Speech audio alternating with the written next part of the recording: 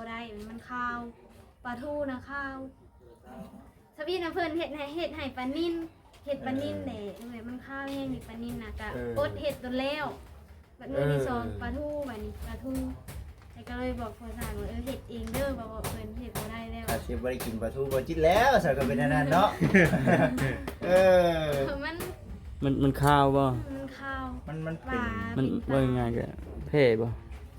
แม่นบ่ ลังเพทองเพใส่คือแล้ว เฮาก็บ่ฮู้เหมือนกั เป็น น การ เกิด แพ้ทอง มันขึ้นกับบุคคลเนาะบางคนก็เป็นอันนึงเนาะมันบ่แม่นว่าเป็นนักเบิดทุกคน ทุกคนเนาะบ่แม่น เออ มันก็อิง มัน ตาม ขึ้นอยู่ เนาะ กับ ข่อย คน เว้าง่ายๆตอนที่อันเมียข่อยท้องน่ะก็บ่ฮู้สึกหยังน่ะ คอยกินสมแทนเมียข่อยเมียนี่บ่อยาก นั่นสิชื่ออยู่ข่อย อันนี้ แต่ละคนสิบ่คือกัน เป็นคือเบาคำเลยกินสมแทนทวีช่วงว่า เกี่ยวเอ้ย มันอยากกินสมอยู่เลย บ่เชื่อหรอกบ่ อะไรบ่ได้เชื่อเลยเด้ บ่ได้เชื่อนี่มันเบิ่งให้จะพักผ่อนนำเนาะทางอ้ายเองก็บ่เข้าใจน้องๆอยู่ดอกพี่น้องเนาะคันมาเมื่อยก็พักผ่อนบ่ได้ว่าหยัง 4 6 8 10 12 ง่ายหมดเลย 16 18 19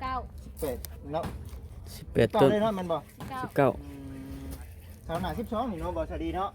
แม่นบ่ อืม แม่นบ่หน้า12บ่ครับหน้า10 นั่นน่ะเท่าไหร่ คือหยังฮะพอดีจะมีแล้วสำหรับผู้ น่ะ12บ่ได้ แม่นบ่แบบนั้นหน้า12คืออยู่เสาของน้ำใด ตัวนั้น 10นี่น่ะเนาะหน้า10เนาะพอดีงาม ภาวนา10ตัวคำดิ อืม หมู่หน้า10 นา10น้องหูนะติ หมู่ว่าน่ะ10ก็น่ะ10กันเลยเด้อจ้ะ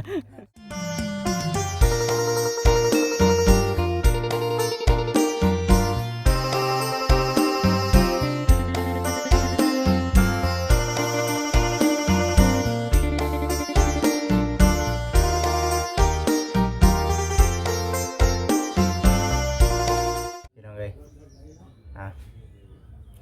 กับทักทายสบายดีเด้อกับทักทายสบายดีผมเป็นพี่น้อง FC ทุกท่านพบกับทางโบจิตคือเก่าเส้นเดิมเส้นเคยยังคือเก่าเนาะทางโบจิตอยู่ที่เพื่อนน้องแต่เพิ่นพี่น้องเอ้ยเนาะก็ถือว่าเมื่อนี้วันนี้เนาะทางโบจิตเองก็ได้เข้ามาพอดีว่ามีเวียกทางนี้แน่พี่น้องเอ้ยเนาะต้องรับผิดชอบเนาะพอดีทางโบจิตเนาะได้ให้กับทางร้านเพิ่นมาส่งเสาระขั้วเด้อพี่น้องเด้อเนาะเสาระขั้วเสาขั้วอ้อมเล่าหั่นแหละ19ต้นเดี๋ยวโบจิตสิไปนับเบิ่งก่อนว่าสิได้จักต้นกันแท้ว่าซั่นพี่น้องเอ้ยเพิ่นเอามาครบแล้วบ่หรือว่าจังใดเนาะเพราะว่าทางเจ้าของเสาเพิ่นเนี่ยก็ย่างน้ำสวนมันเพิ่นก็ย่างเอามาให้ตอนเช้าแล้วเพิ่นก็ไปเวียกนะพี่น้องเอ้ยบ่จิตก็บ่ทันในเรื่องแบบว่าเพิ่นมาส่งเนาะแต่ว่าบ่เป็นหยังพี่น้องเอ้ยเนาะบ่เป็นหยังคือได้โอกาสมาตอนใดก็เอามาโลดว่าซั่นหั่นนะเดี๋ยวสิมาถ่ายคลิปให้กับทางแม่เพิ่นผู้ตามหลังว่าซั่นนะพี่น้องเอ้ยคือตอนนี้แล้วนี่ก็ได้เนาะก็คือว่าพี่น้องเอ้ยเนาะมานี่คุมื้อเด้อพี่น้องเด้อเนาะแต่ก็ตั้งใจเนาะมาเฮ็ดเวียกเฮ็ดงานตามที่ทางผู้รักผู้ใหญ่เพิ่นบอกเฮ็ดแบบใดก็จัดการไปตามแบบทางผมเป็นพี่น้อง FC เนาะแล้วก็แบบกับทางผู้รักผู้ใหญ่เพิ่นแนะนำมาตามบ่จิตเองก็ได้เนาะคือว่าเด้อพี่น้องเด้อเนาะก็ที่เห็นเนาะจากที่เห็นคลิปเนาะจากที่เห็นคลิปทั้งน้องๆนมๆได้ว่ามาก็คือว่าแน่แหละเนาะก็ให้อดทนเนาะถึงสิเมื่อยชำไรก็ให้อดทนเอาหั่นแหละเนาะก็คือว่าแน่แหละพี่น้องเอ้ยเนาะเฮาอยู่เพิ่นอยู่ซ่านเฮาเนาะไกลกว่าเฮาไปรับจ้างรับบายได้เนาะเมื่อยชำนี้ก็เมื่อยอยู่เพิ่นเฮาเมื่อยก็พักผ่อนเนาะกันว่าเมื่อยคือน้องว่าก็ได้เพราะว่าเห็นทั้งคลิปน้องๆเพิ่นเว้าเนาะพี่น้องเนาะทางบ่จิตก็บ่มีคำเว้าใดที่จะเว้าหลายกว่านี้มีแต่ว่าเฮ็ดเนาะเฮ็ดซ้ำที่เฮาเฮ็ดได้เนาะเมื่อยเฮาก็พักผ่อนเป็นการเป็นงานเฮาเองเนาะบ่มีผู้ใดคุมมันบ่คือเป็นน้องเขาเจ้าพี่น้องเอ้ยบ่ขออนุญาตนำเนาะเฮาไปเฮ็ดอยู่บ่อนอื่นสินั่งอยู่ก็ย่านเด้เนาะย่านเจ้านายบอกจะได้ว่า วียกชำนี้นี่ก็ถือว่าเมื่อยก็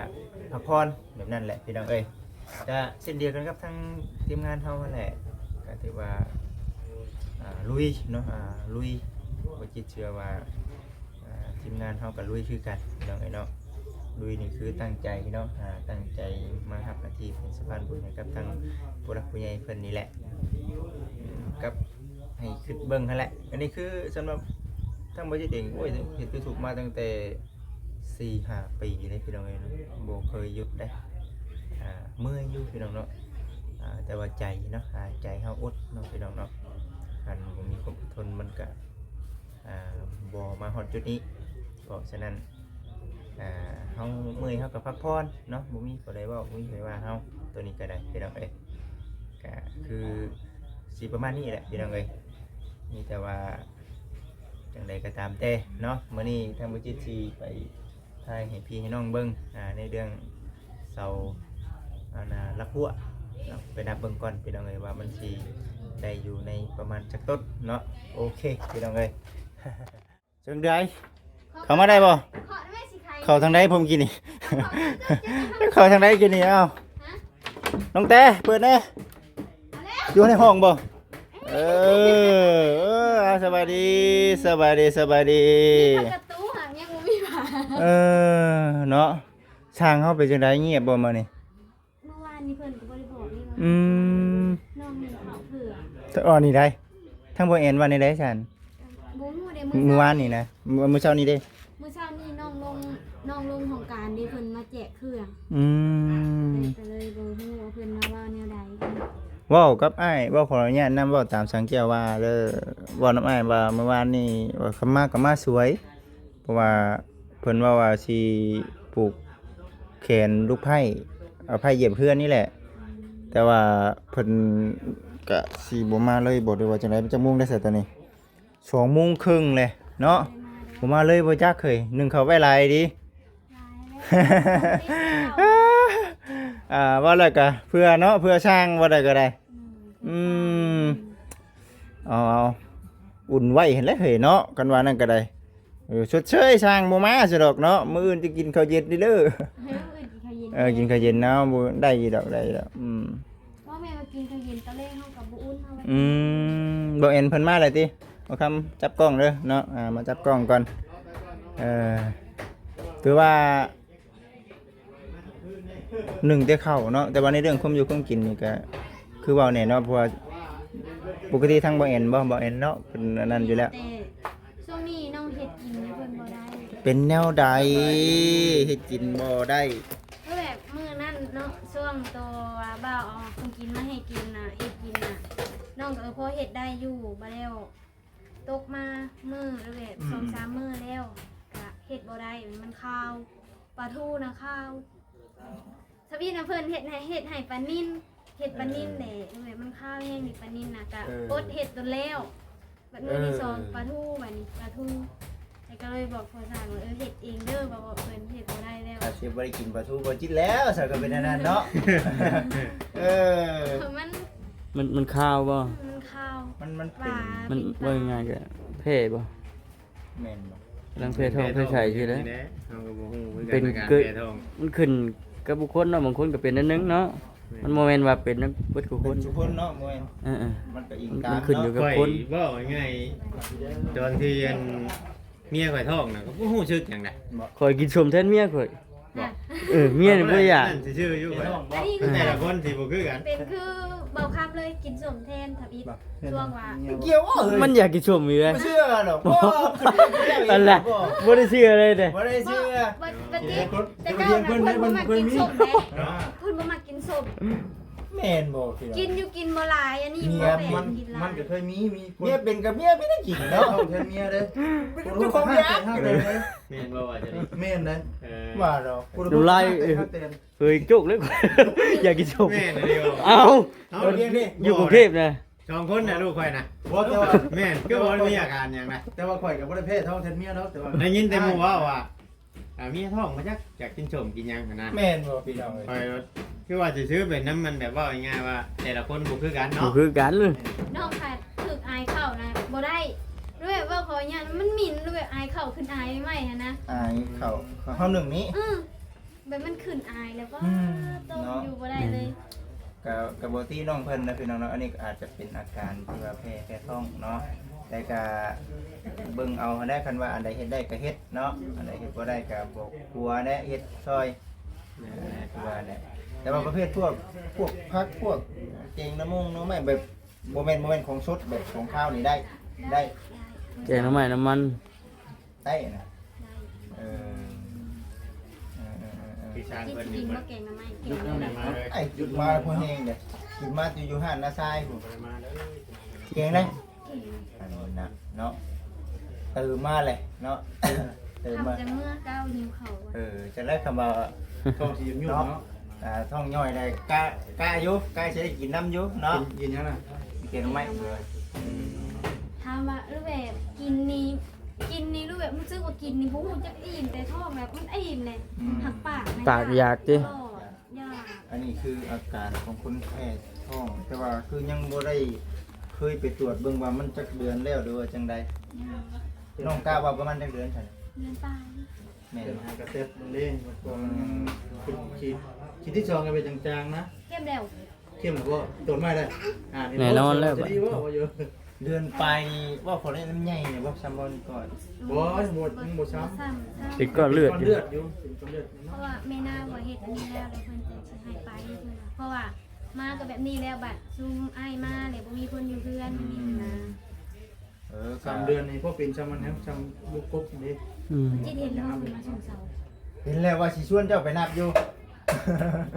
ว่าสิชวนไปนับอ เพิ่น ยู่ ถามว่าจักเสาน้องเพิ่นน่ะอยู่19ว่าแม่นว่า19เสาน้องถามเพิ่น เป็นถ้าแม่นว่า20เสาบ่แม่นของเฮาได้บ่บอก เงิ เพิ่ น น เงินจ่ายอย่างนี้เลยแล้วบ่ ยังแล้วยังสิไปจ่ายเพิ่นอยู่ไปไปไปไป เพิ่นว่าอันนี้ได้ เออ เพิ่นว่าใส่ว่าใส่ก็ใส่ว่าวางอ้ายมาส่งบล็อกคณะเพิ่น เอ ว่า อ น้องมันเอิ้นถามว่าเซาเฮาบ่อ่ะ เออ บ่ฮู้แล้วว่าวางอ้ายมาส่งบล็อกหั่นว่ากับวางเครื่องเฮ็ดห้องน้ำนั่นล่ะว่ะ อันนี้แหละที่ แล้วเพิ่นถามว่าจักเซาเพิ่นว่าแล้วน้องก็เลยว่าบ่แม่น19เซาบ่ว่ะแม่นๆ กับ ว่ะ จิงเก่าสาวลงมานี้ขับเช้าสาวลงไปบนอื่นเนาะ ไปบนอื่น เออไปใส่ป้าไปเบิ่งก่อนไปไปซีไปเบิ่งก่อนพี่น้องเลยเนาะเออเอา ไปให้บ่สลีไปแล้วดู เมื่อยว่าจะเด่น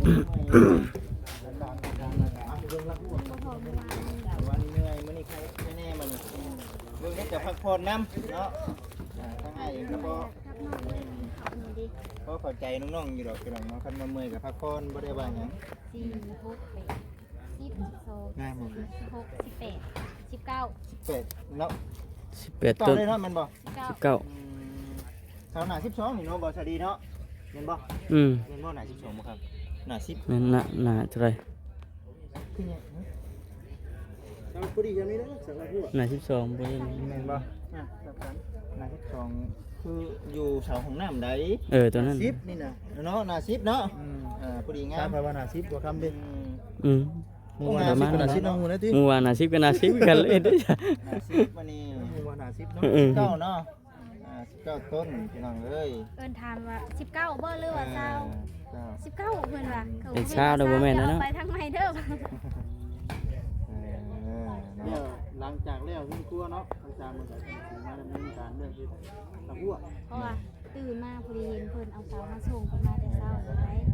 เพิ่นบ่มีเวลามาช่วงนี้เพิ่นบุกน้ำสวนมันเพิ่นพี่น้องเนาะก็มีแต่นั่นแหละมีแต่วันในเรื่องนี่นะตะกี้เคยเว้ากับทางน้องๆเพิ่นว่าขุดเป็นบ่นั่นนี่เนาะแต่ว่าสิบ่ให้น้องๆเพิ่นเฮ็ดเด้อ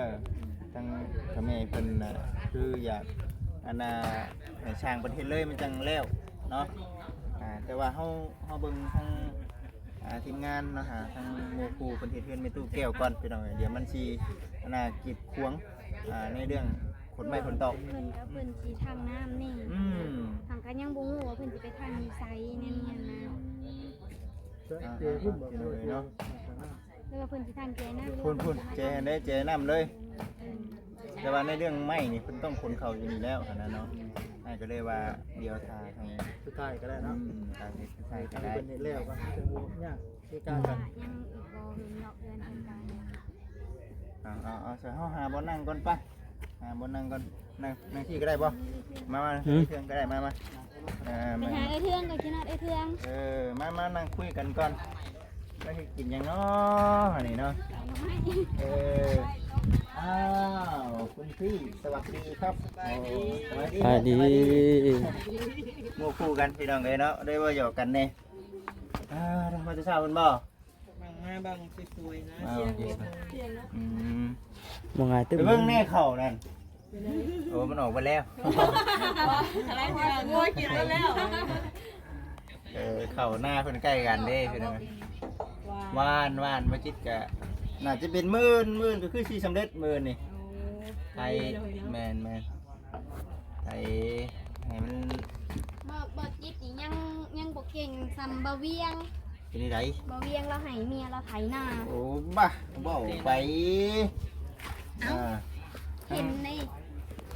โอ้ผมบ่จิตกับบ่ยอมคือกันเด้สามีนาก็ไถกันเนาะถามโลดถามบ่เวียง ใช่บ่ใช่เมียบ่ เราว่าปวดแขนปวดแขนเราอ่ะหน้าให้ใหญ่โพดเราให้เมียเราไปไถเวียง ก็ไถช่วยเนาะบ่ได้ก็ได้นั่นแหละพี่น้องก็ถือว่ามาถ่ายให้กับทางสามีเพิ่นเบิ่งก่อนแล้วก็ FC นำอันในเรื่องเสานี่ก็ถือว่าโอเคแล้วอันน่ะแห่ทรายแล้วก็ปูนครบแต่ว่ายังตะนางนี่เดี๋ยวสิซื้อมาตามหลังเป็น ค่อยทยอยเอามาเนาะ ตะนางแบบนี้แหละนี่เอาเป็นตะนางคือเฮานี่แหละที่ว่าคำสั่งมาเลยสิพากันแจ้งว่ามันอยู่ในประมาณจักเม็ดเพิ่นเว้าอยู่บ่จักเม็ดก็เดินของน้องนี่เพิ่นว่าซาคูณซา ชาวคุณชาวบ่นี่คันชาวคุณชาวนี่ก็สิอันนั้นพี่น้องเอ้ยเนาะสิเบิ่งตะนางนำเนาะว่ามันสิอันน่ะจังได๋ว่าซั่นน่ะพี่น้องคันว่าซื้อมาก็มันจังได้ถูกนะก็ลองเบิ่งเนาะเป็นได้ใดก็ได้พี่น้องเอ้ยเงียบสร้างหมู่มามื้อนี้เนาะสร้างหมู่มามื้อนี้เงียบถือว่าไม่ซื้อราก็มาแล้วเนาะมาแล้วบ่ได้อยู่ บ่อยู่ที่ตัวน่ะนี่เห็นแต่เพิ่นเอามาส่งเพิ่นแดนมาส่ง บ่แอนได้เห็นหน้าเราได้มื้อนี้ เห็นแต่เพิ่นขับรถเมื่อเพราะว่าน้องลุงนั่นเด้ มาส่งเช้าพุ่นเนาะ 2 โมงแล้วยังสิมาอยู่บ่จักเนาะบ่แอนนี่เนาะ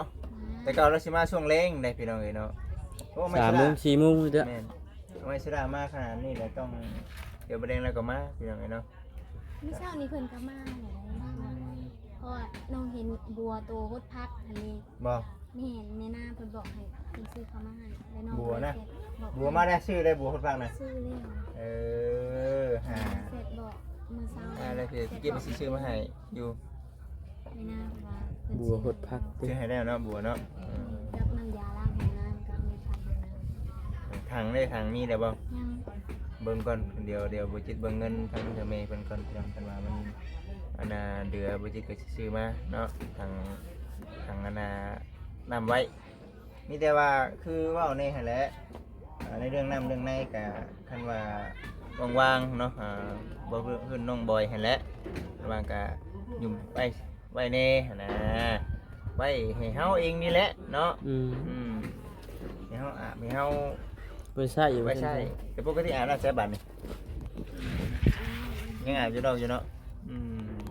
น้องบอยคือกันอาบอยู่นอกคือกันคือว่ามันอันนั้นพี่น้องเราว่าขออนุญาตน้ำถ้าเป็นใดเนี่ยคือเขาเป็นเขาห้องน้ำโดดเนาะเป็นเขาห้องน้ำแล้วเขาอาบอยู่ในห้องน้ำอันนี้เขาหยุ่มขึ้นมาเขาหยุ่มขึ้นมาเขาชิวมาอยู่พี่อาบพี่บ่ได้เขาต้องหยุ่มมาอาบอยู่ใกล้ๆมันจังโบนักเนาะมันจังโบนัก นี่กับเวลาตอนถ่ายที่เพิ่นก็โฉบไปแล้วตอนเครื่องทางนี่ขึ้นเมื่อยก็เลยไปสูบเลย ยังสิได้นั่นอีกอยู่ดอกหยุ่มใช้อิ่วใช้ตัวอ่างเรียกปลาอีกเถอะ อันนี้เองเถอะกัน เฮ็ดได้ได ว่ากันก็เพื่อนว่ากันก็ไม่บ่อยเลยว่าสิให้อันมันแกมาหานี่ แกมาเลยถอกจากเธอ หยุ่มบ่ไหว เห็นว่าอย่าคอยหยุ่มมื้อละเล็กมื้อละน้อย ก็ลองเบิ่งเนาะกันอิงตามความ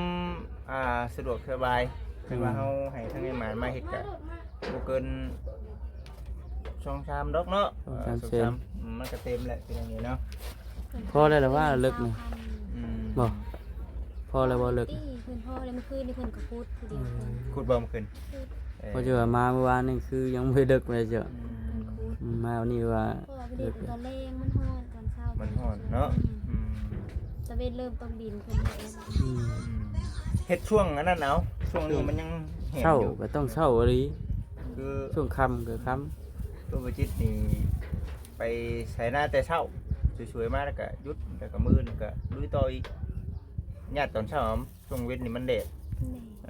ใช้ ำใกล้ หน้า ที่แล้วแล้วว่า อีกมื้ออื่นก็จะแล้วแหละหวานปลาไว้หวานเกี่ยวหญ้าเพื่อสามุกหลาวันก่อนเป็นเพื่อนกันก่อนเกี่ยวหญ้าเป็นเพื่อนกันก่อนว่าพอมีพื้นเปล่า พอมีเพื่อนเว้าอย่านะว่าบ่มีแต่เฮาเกี่ยวหญ้าผู้เดียวนะว่าซั่นนะอันนี้ใครแน่เนาะเห็นหน้าหวานเบิดปีนี้ก็ได้พี่น้องเอ้ย รอโบหูอ่ะ บ่ลองบ่ฮู้ ประสบการณ์กับตัวเอง วางไปหาเงินซื้อคุยอย่างเดียวพี่น้องเอ้ยฉะนั้นมีแต่ว่าน้องเอ้ยเนาะคันเมื่อยกับพักผ่อนน้ำแล้วก็ให้น้องขอบคุณทางทางแม่น้ำที่ว่าซื้อ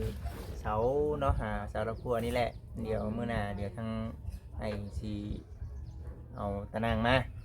ตะนางมาให้ตัว ทาง หม เรา ดกับ ทา แม่ ง ละ สร้างเพิ่นพร้อมเนาะ ตะนางถ้าเราหมักตะนางตาดีน้อย น้อยๆนะเบิ่งก่อนคันว่ามันเป็นจังใดไอ้ต้องเบิ่งราคามัน นี่ แต่ว่า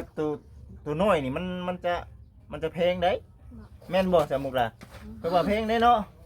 แพงกว่าตัวห้าง แม่น กำน้อยนะผมบางทีทำไมทั้งไปคันว่าอิงตามงบประมาณคันว่างบไอ้พอไอ้ก็สิซื้อตัวนั้นมาให้ บอกก็แม่นว่าตัวมากหาใครน่ะเพิ่นซื้อตัวใดให้ก็ได้นี่นะ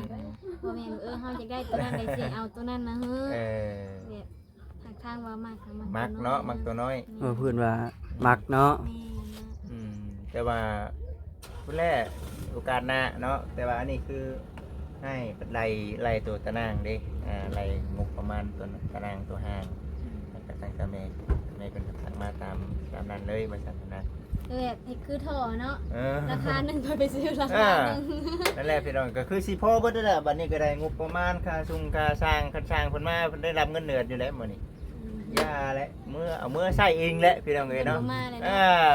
แม่นว่าพอแก้วเบิ่งคลิปนี้ก็มาเอาเด้อเงินเจ้านี้ พลาดแล้วสังแก้ว พลาดแล้วจ้ะ คลิปต่อไปสิเว้าในนี่ก่อนพี่น้องเอ้ยเนาะไปซะโอเคน้องเอ้ยขอบคุณทั้งทางแม่เพิ่นแน่เนาะ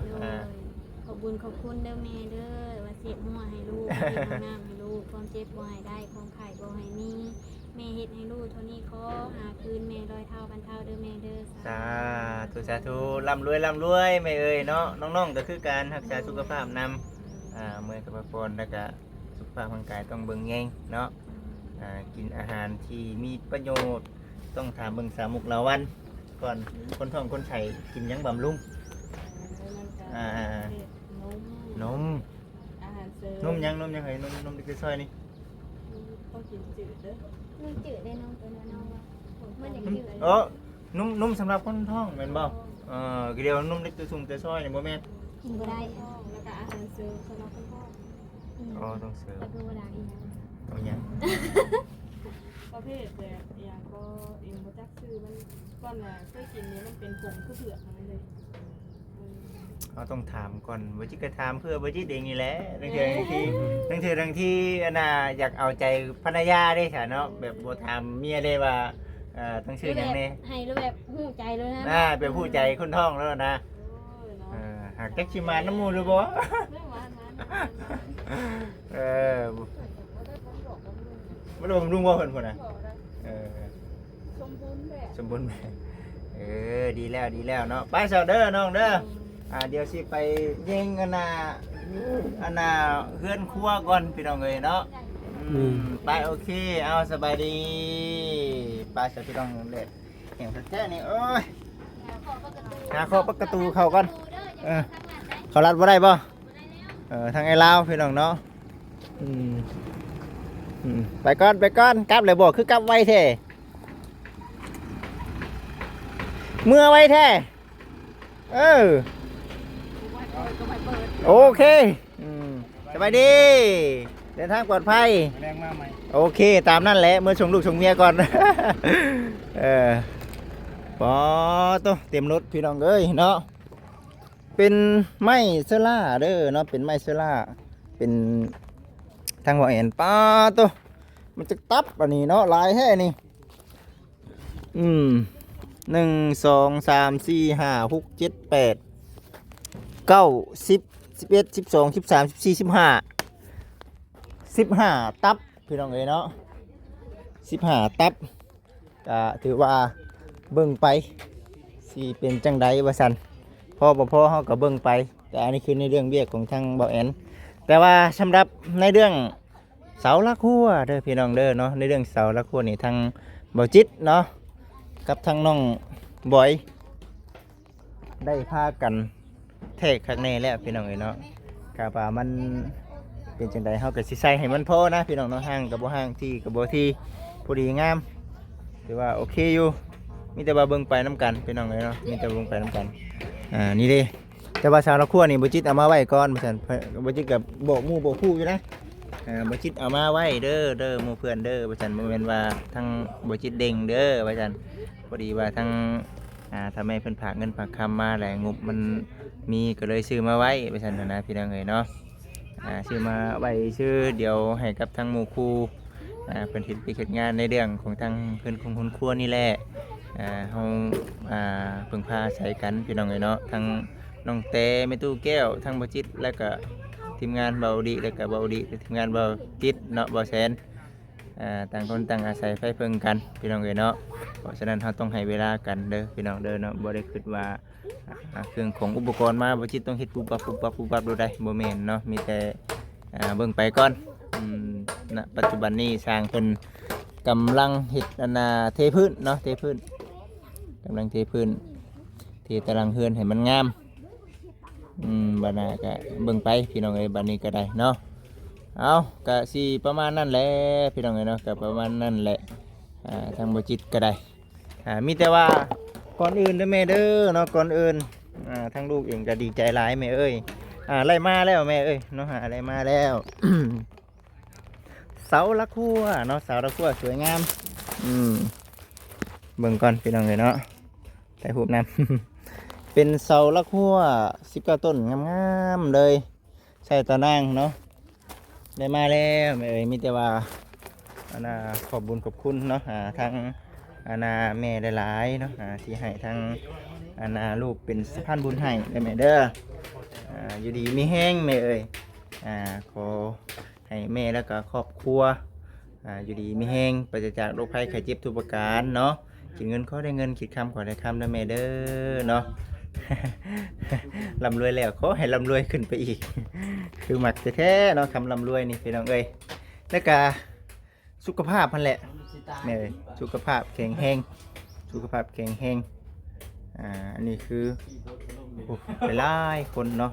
ปรารถนาอยู่แล้วนะพี่น้องเอ้ยแล้วก็สิ่งที่ขาดบ่ได้บ่จิตก็ซึ่งใจลายที่ทางแม่เพิ่นมอบการมอบงานให้แล้วให้บ่จิตมีงานพุ่นแหละจบจากนี้ต่อไปก็พังเบิ่งคันว่าแม่เพิ่นมีบ่อนอื่นก็บอกลูกได้แม่ ยินดีแม่ยินดีเป็นสะพานบุญให้แม่เนาะสุดแล้วแต่แม่สิบอกให้ลูกไปทางใดลูกก็ไปตามแม่บอกเนาะก็ดีใจที่ว่าได้เฮ็ดบุญร่วมกันกับทั้งแม่เนาะอันนี้ดีใจที่สุดพี่น้องเอ้ยหลังจากว่าหลังจากว่าอยู่อันนั้นพี่น้องเนาะหลังจากว่าอยู่เฮือนน้องไสละเนาะแม่เพิ่นก็ช่วยมาทั้งน้องถ้วยทองทั้งน้องไสละณปัจจุบันนี้ทางนั้นแล้วเลยพี่น้องเอ้ยเนาะกันว่าอันใดบ่คักบ่แน่ก็ขอให้น้องเพิ่นสู้ต่อไปบัดนี้ก็ได้ก็ถือว่าโอเคบัดที่นี้เนาะในเรื่องแม่เนาะเพิ่นก็แบ่งน้ำจิตน้ำใจเนาะเพื่อแผ่มาจุดช่วยทางน้องแต่ก็ถือว่าโอ้ดีใจเนาะที่แม่เพิ่นคือเห็นน้องแล้วก็คือเห็นทางบ่จิตนำมันก็ดีใจแล้วก็ขอให้แม่อยู่ดีมีแห้งนั่นแหละแล้วก็ FC นำไปซะพี่น้องเด้อสำหรับคลิปนี้เนาะขอกล่าวคำว่าสบายดี